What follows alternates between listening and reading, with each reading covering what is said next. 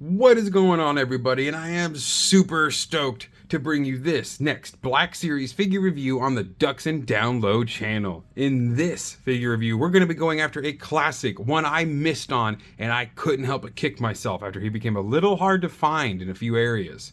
But guys, if you need a Jar Jar Binks, I highly recommend checking out Amazon online store. I got this guy for only like $18.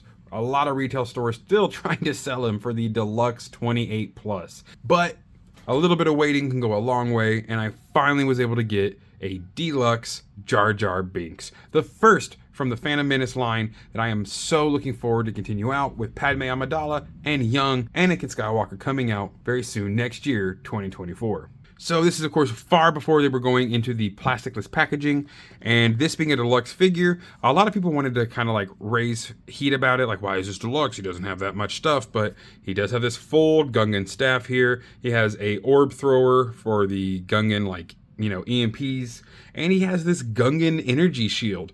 That energy shield is a massive accessory and far larger than a lot of the other accessories we've ever gotten with Black Series figures, and I personally think this is an amazing figure already from just the looks of it. But let's go ahead, bust this bad boy open, and take a look at the figure inside.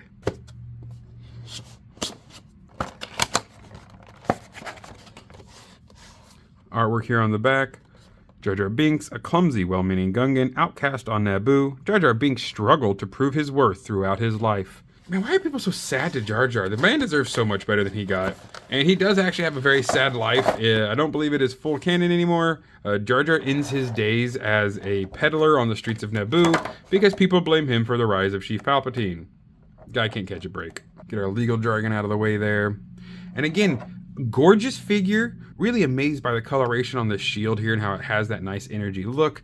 But Jar Jar himself is a very well colored figure. Very amazing paint app on this guy. So accessories first. We have the top half of the Gungan spear here. Pull out the second half.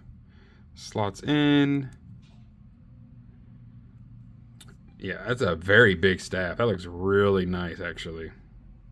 See if I can get it all in one shot.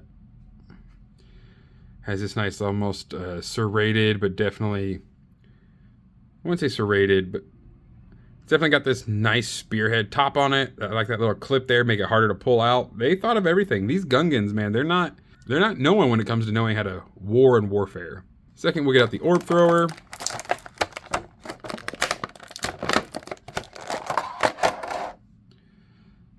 There we go. I love this beautiful clear orb we got there and how just really shiny it is. The nice off, like matte steelish black gray of the launcher here. Oh, that even comes out. Nope, it doesn't. That's fine though. This probably was something he would just use to throw these little EMP balls, bombards. Next we have the shield, which, much like in the last video, guys, you might have noticed how I really was excited when they put Pre-Vizsla's jetpack off into the side here. It's the same with this. We didn't need less plastic. We just need it used better. And this was great use of that plastic.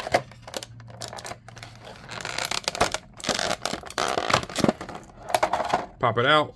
Held in there mostly by the tops and bottom of the shield.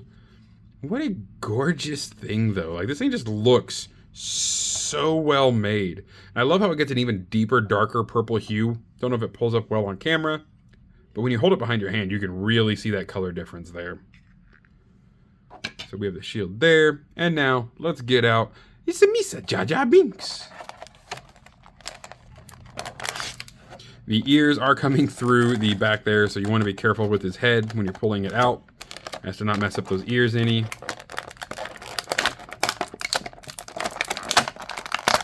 You can tell it's old packaging too, because it even has one of the arm restraints to keep them from just easily popping out. And pull that off. And there's a go. Misa free.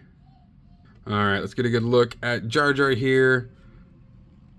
Absolutely stellar paint job, guys. Like, really, People might hate this character, and that's whatever. You just weren't having fun when the Phantom Menace came out, and apparently you weren't a child anymore, and you didn't have any more love or hope in your heart, but that happens. Jar Jar in Ahmed Best is an amazing character. Some of the best comic relief we've ever gotten, and just an all-around caring person, really given a lot more love due to the Clone Wars series. So let's check out some articulation here. The head and neck are on their different swivel, so you can swivel the neck and then swivel the head. Homeboy can look all the way behind him, no problem.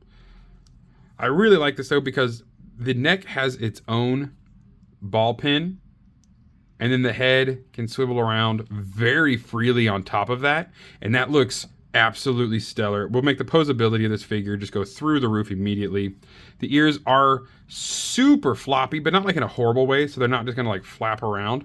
But if you wanted to, you could easily put one in front and give him like a disheveled look or something, and it would not affect the head too much. It's not gonna pull the head back while trying to do all that or push it too far forward.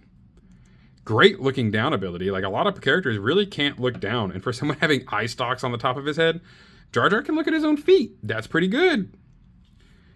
Arm articulation is pretty normal. Nothing to be too surprised about there. T-posing for dominance. Good elbow joints here.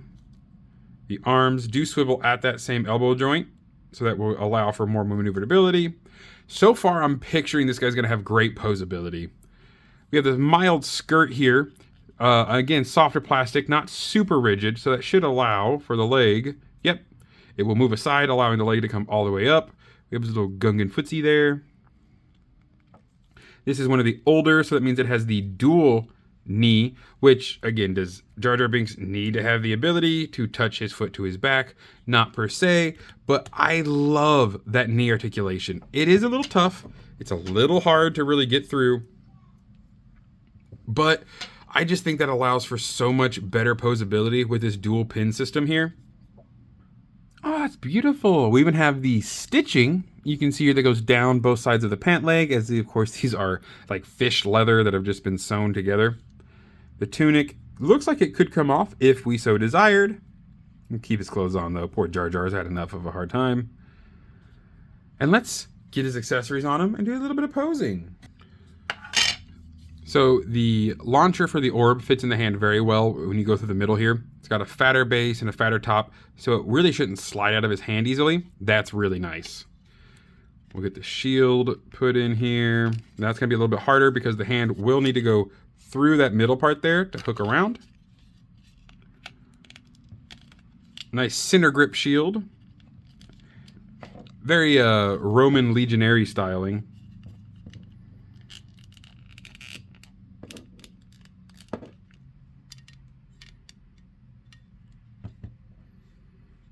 All right, pose number one. We got the shield out. Jar Jar getting ready to throw the big bombada from behind it.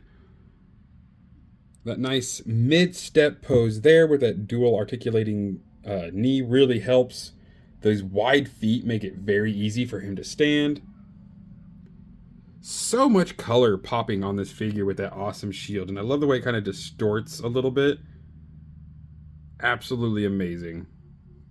Now, of course, he can become very top heavy, or front heavy, I should say, having this long spear and that shield. So posing him as a very forefront kind of fighting figure might not be the best for Jar Jar here.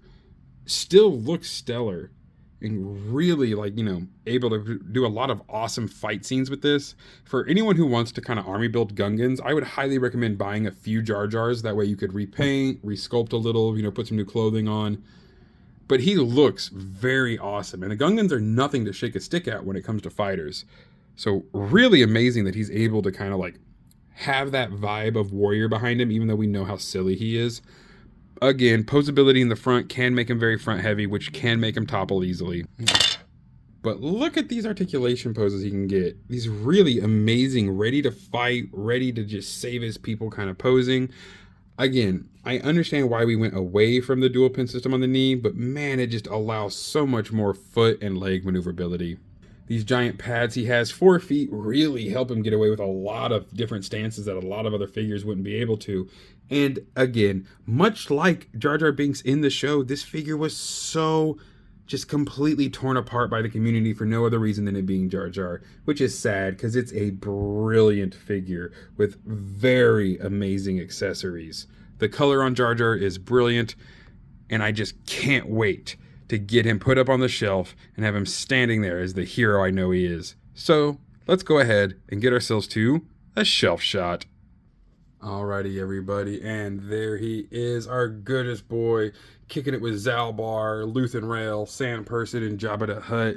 Hard to tell where to put him because he's such an integral character that I love so much, but I didn't have too many other Phantom Menace characters, so once Padme and Little Annie are added, I might just have to make an entire shelf of nothing but Phantom Menace.